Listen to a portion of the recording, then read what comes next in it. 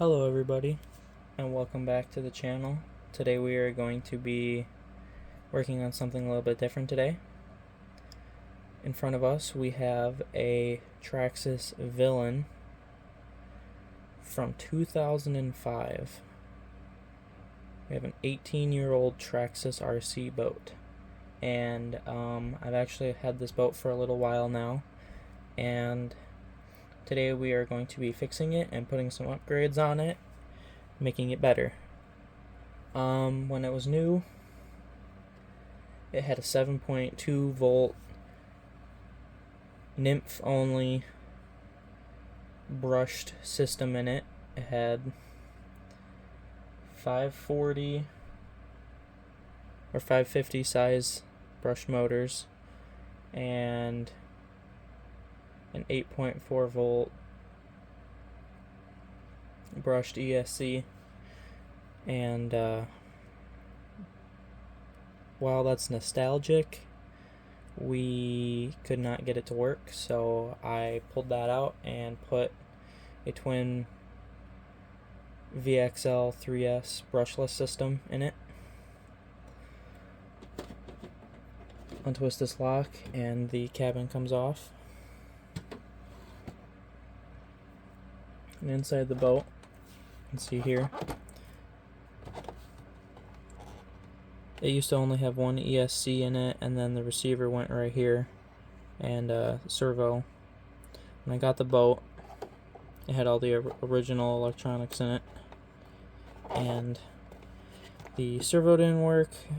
There was a receiver but no remote, and it was the older style TQ, like before the new TQ system, and the ESC was also bad, but the motors were still good. So I put a different system in it. The motors ended up overheating because that could do a 3S lipo, so I did it on 3S and it heated up the motors.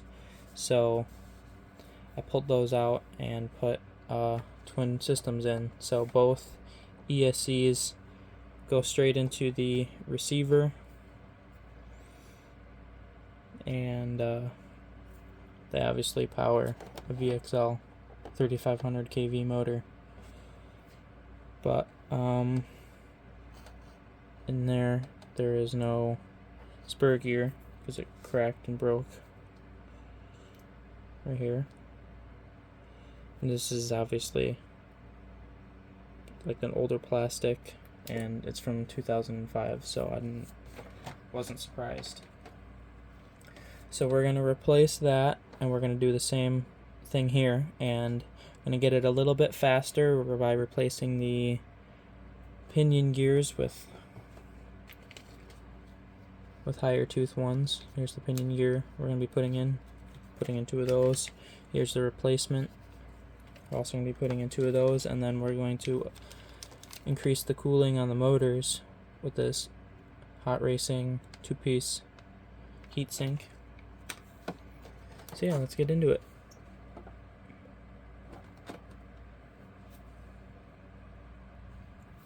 Alright, I've untightened the pinion gears, and these are the originals that were in the boat.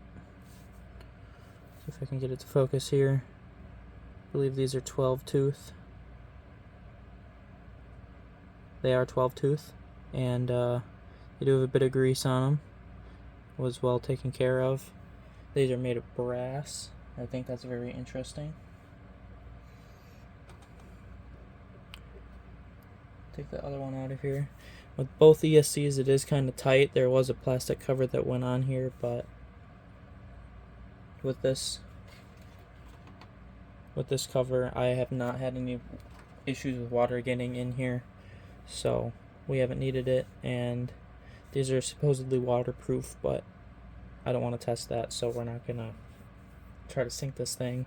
The plugs are kind of tight over here, but there is a cover that these black things are for. They slide on right over there to cover the gears, so it all works out in there. And then these heat sinks were on the original motors.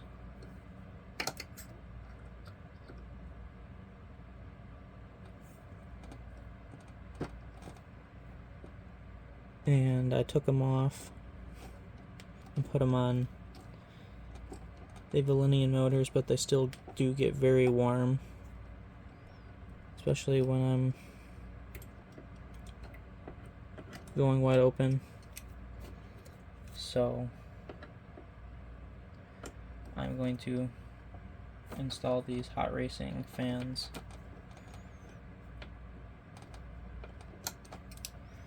Got the spur gears undone. I don't know how we're going to get them off.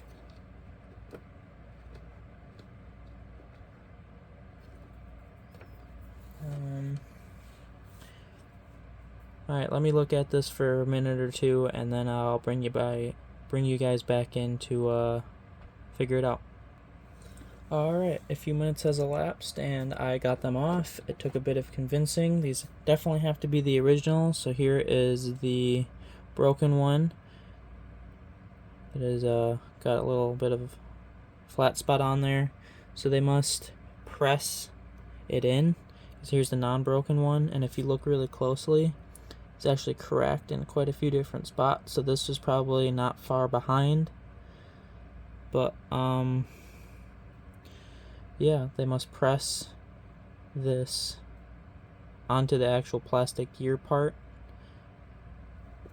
and it stays on like that, but after some time it breaks. So I was able to get this one off pretty easy, but the not broken one was pretty difficult, so I had to actually hold the propeller and the shaft and then manually turn this by pushing with a screwdriver really hard on the teeth to get it to just turn. And then eventually it got loose and I just pulled it off, and now that it's loose, now the shafts are free to move, and that bushing that's right there did fall off. It simply just goes into this black piece right here. And once we put it all back together, these two little filler necks are for oil. There's a little nub right there for grease, but we'll grease them when I get it all back together. Crack open our new ones and put them in. Alright, I got them unpackaged and taken out and confirmed that they're indeed the same piece. So they'll go right on, which is perfect. And I like when they include Loctite, if you can get that to focus. I like when they get Loctite on the threads, because then Loctite keeps it in the piece better, prevents the screw from backing out, and whenever you're doing a metal screw into metal, you should always do Loctite. And I like when they put it on from the factory, because then it's already dried on there.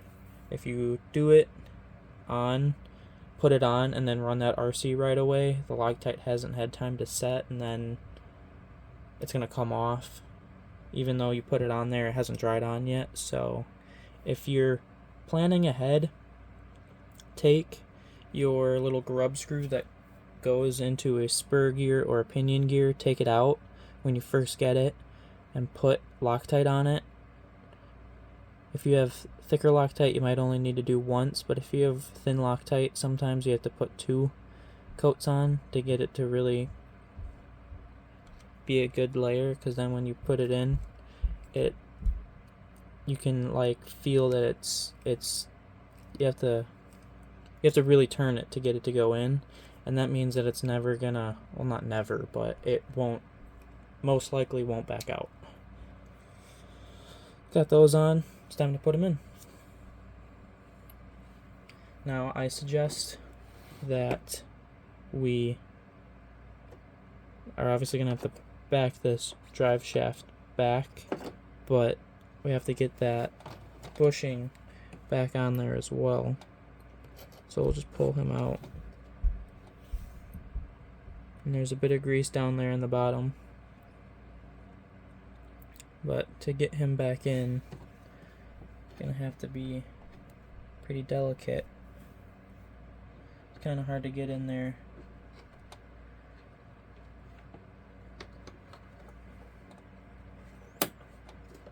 Get it on like that. get it to go back into the plastic like that. And then all we gotta do is put our gear on, which it's pretty tight squeeze in there.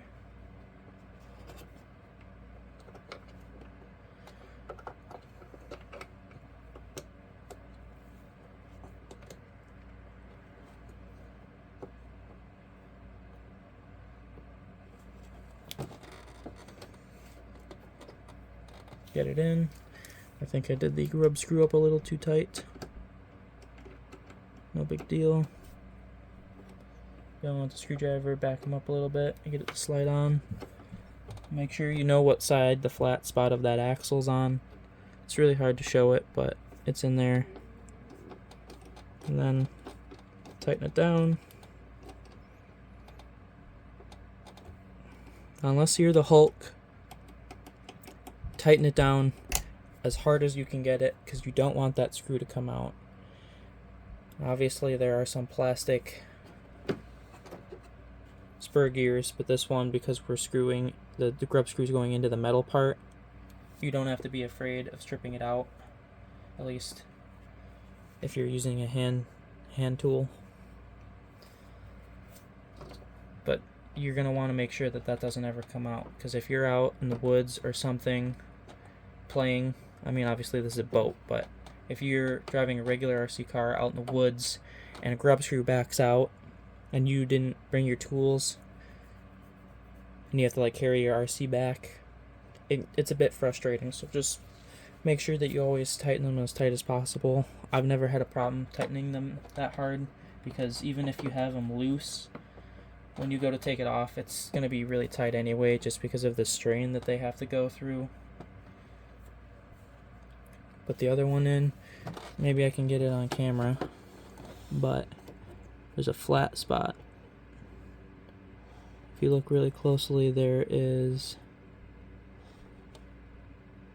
a circle on there. That's where the previous one was, and it looks like there's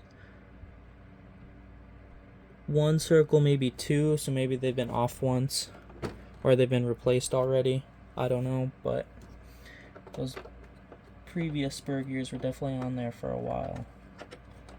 So get this one in there and bring you back when I get it in. Alright, got the spur gear on. It's pretty much the same as the other side, just gotta get it in there and getting it tightened down. Now we need to loosen the motors so we can fit the new pinions on. And for that we're going to actually need a L-shaped Allen wrench, because it's right here, so it's going to be a little difficult to get in there with anything else. But we're just loosening this. Taking these off is a bit of pain because you have to sit here and turn it by hand. Now if you're really into RC, you have these speed bits, so you can do like a 4-volt or a 6-volt little screw gun, and the hand tools, which are just a lot faster than these little wrenches. So going back to this is a little annoying, but it's the only thing that'll fit in here. So what we gotta do, motor should be loose. Might have to untighten the other screw just a little bit to get the motor to actually turn and move.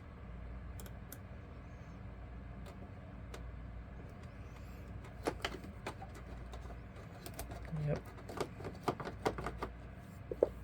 Now these pivot. See if we can get that in there. These both pivot on the inside, so when you're tilting, this one tilts out, I guess, and this one tilts out as well. But because they're so close, this motor's wire goes under this, so tilting this up kind of forces the other one up. So we'll set this one first. But we have them we have them loose, so we'll take, while we're here, we'll take the, oh jeez, that's on there. We'll take the cooling fins off. Oh man, I'm gonna have to take the motors off.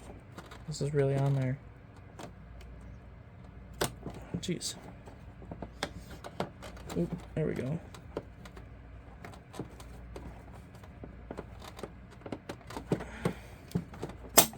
There we go.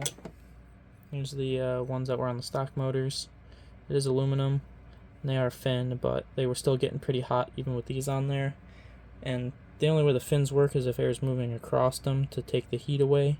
But it's a boat, and this has a cover, so no airflow is getting. So we have to have something to actually make the air move. So that's what these fans are gonna do. But they're pretty tight on there, so.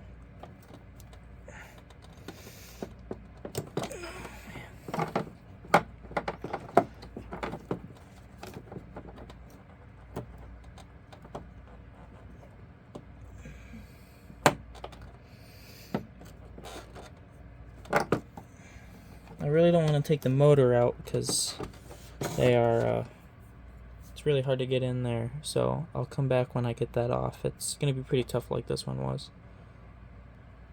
Alright, I got the other heatsink off, and I am going to install the Hot Racing heatsink with fan, but this video is getting to be pretty long, so part 2 I'll actually install it, but to finish this video off, I'll just show you guys what this thing looks like. Very high quality anodized aluminum, Hot Racing logo. There's 2 sets of holes, and this bracket looks pretty funny, but you do the fan in one spot, and then the offset holes are for this. So one here and one here. But just look at the quality of anodized aluminum. I'm gonna install these in part 2, so get ready for when that comes out. Thank you all for watching, and see you next time.